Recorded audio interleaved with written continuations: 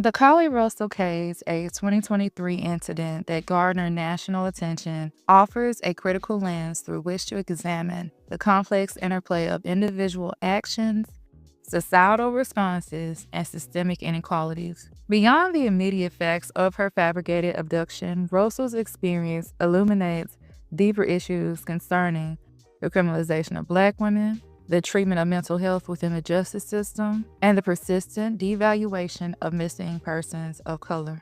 Today I'm going to look comprehensively at Carlee Russell's case, moving beyond simple condemnation to consider the broader context of racial bias and mental health support. On July 13, 2023, Carlee Russell, a 25-year-old nursing student, initiated a widespread search and media frenzy after phoning 911 to report a toddler walking alone on an Alabama interstate. Afterwards, Russell disappeared, only to reappear 2 days later, claiming she had been kidnapped. However, inconsistencies in her narrative quickly emerged, leading law enforcement to challenge her account. Ultimately, Russell admitted to fabricating the entire incident. This confession led to charges of false reporting to law enforcement and theft by deception, culminating in her conviction and a sentence that included a suspended jail term, a restitution for the extensive search efforts. While Russell's actions were undeniably serious, many argue for a more empathetic and holistic response, prioritizing mental health support over punitive measures. The immediate public shaming and quick legal processes left critical questions unanswered. Was Russell experiencing a severe mental health crisis at the time of the incident? Did her legal representation adequately explore and present her mental state as a mitigating factor? A society genuinely committed to justice must consider the underlying causes of such behavior, advocating for comprehensive evaluations and therapeutic interventions rather than solely focusing on punishment. The Carlee Russell case cannot be fully understood in isolation from the broader patterns of racial disparity within the American justice system and media landscape. My first point is on the invisibility of missing Black women. A lot of people were angry about what Carlee Russell did, specifically in the Black community, because a lot of people felt that Black women often go missing, probably were currently missing at the time of what she did. And so people use it as an argument on to why no one believes when Black women are reported missing, or how we would further be ignored. And I get it. It wasn't anything to play about. Black children and Black women being trafficked isn't funny.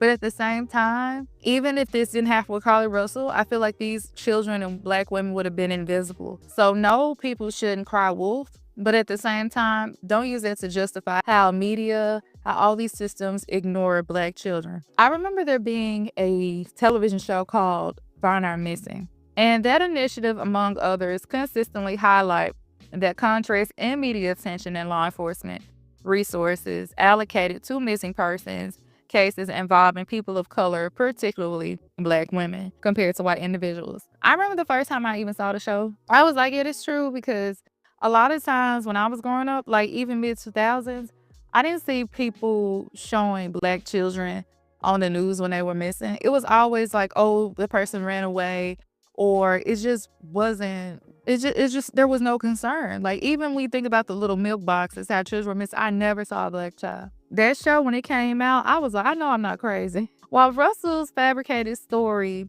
generated significant attention, it also underscored the routine neglect of genuine disappearances within Black communities.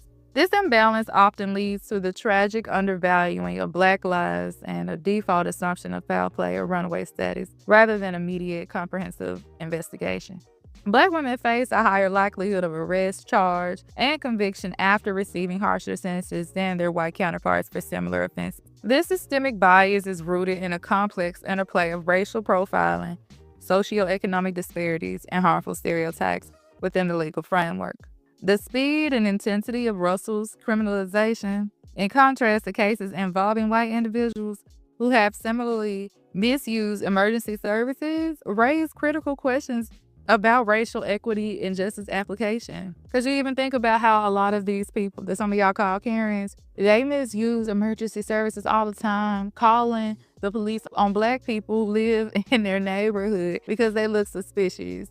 And yes, what Carlee did for lying was morally wrong. But I'm just saying, like, why don't people have that same energy when people are just not cry and say something happened to them? The availability and application of the insanity defense, or not guilty by reason of insanity, for Black women warrant particular scrutiny. While this defense is rarely successful in Alabama, its potential to address severe mental health impairments is crucial. Research indicates that biases may influence who is deemed eligible for or succeeds with an insanity plea, with racial and gender stereotypes potentially playing a role in how mental illness is perceived and responded to by legal systems. A thorough exploration of Russell's mental state and the pursuit of appropriate legal defenses, including the not guilty by reasonable insanity plea, would have been vital in ensuring a truly just outcome, in my opinion. For individuals struggling with mental illness, incarceration often heightens their condition rather than providing solutions.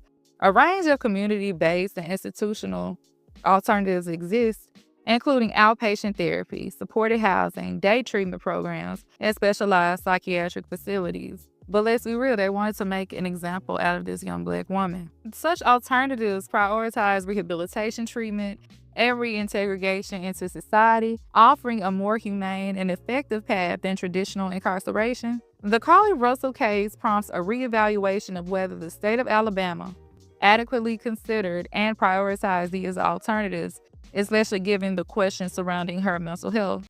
Let's look at a similar case with Sherry Papini. She was a white woman who fabricated her own kidnapping, and this reveals a strikingly disparity in public and legal responses. While both individuals engaged in similarly deceptive acts that consume significant public resources, the intensity of public condemnation and the nature of legal proceedings often differ among racial lines. These comparisons compel us to confront the uncomfortable truth. Does the justice system and society at large apply different standards of grace, investigation, and punishment based on race? The Carlee Russell case, while unique in its details, serves as a poignant microcosm of larger societal feelings. It compels us to ask, has this country ever truly prioritized the well-being of Black women? Or was a swift, punitive response to Carlee Russell simply a convenient distraction, allowing for the continued negligence of genuinely missing, afraid, and mentally ill Black individuals? Was Carlee Russell, in essence, a scapegoat? Her actions used to overshadow the systemic devaluing of Black women's lives. While Carlee Russell's actions were deeply problematic, a just society must extend grace and compassion, particularly when mental health is at play. Her case is not an isolated incident, but a symptom of a system that often fails Black women, criminalizing their struggles while overlooking systemic vulnerabilities. As a community, we must transcend respectability politics and hold ourselves accountable, but never allow individual missteps to derail the collective progress toward equitable treatment, comprehensive mental health support, and genuine justice for all Black lives. So what are y'all thoughts on this subject? Let me know below. And thank you so much for listening to Books and Looks TV. I'll see y'all next time.